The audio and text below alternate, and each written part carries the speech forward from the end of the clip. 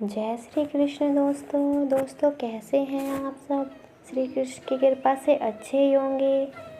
तो दोस्तों शुरू करते हैं। बहुत समय पहले की बात है।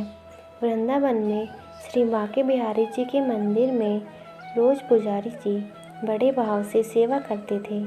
वे रोज़ बिहारी जी की आरती करते थे, भोग लगाते थे और उन्हें शयन कराते और रोज़ 4 लड्डू भगवान के बिस्तर के पास रख देते थे। उनका यह भाव था कि बिहारी जी को यदि रात में भूख लगेगी तो वे उठकर खा लेंगे। और जब वे सुबह मंदिर के पट खोलते थे तो भगवान के बिस्तर पर प्रसाद बिखरा मिलता था। इसी भाव से वे रोज़ ऐसा करते थे। एक दिन बिहारी जी को शयन कराने के बाद वे 4 लड्डू रखना भूल गए। उन्होंने पट बंद किए और चले गए। रात में करीब 1-2 बजे जिस दुकान से वे बूंदी के लड्डू लाते थे उन बाबा की दुकान खुली थी। वे घर जाने ही वाले थे, तभी छोटा सा बालक आया और बोला, बाबा मुझे बूंदी के लड्डू चाहिए। बाबा ने कहा, लाला लड्डू तो सारे खत्म हो गए, अब मैं दुकान बंद करने जा रहा हूँ। वह बोला, आप अंदर जाकर देखो, आपके पास 4 लड्डू रखे हैं।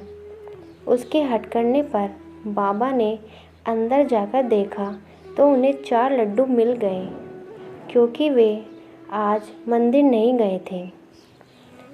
बाबा ने कहा, पैसे दो। बालक ने कहा, मेरे पास तो नहीं है, और तुरंत अपने हाथ से सोने का कंगन उतारा और बाबा को देने लगे।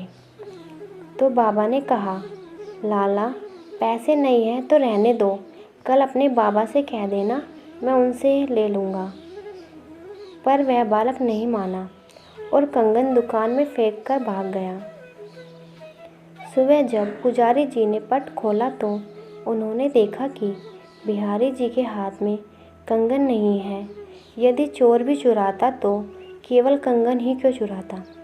थोड़ी देर बाद ये बात सारे मंदिर में फैल गई। जब दुकान वाले को पता चला तो उसे रात की बात याद आई।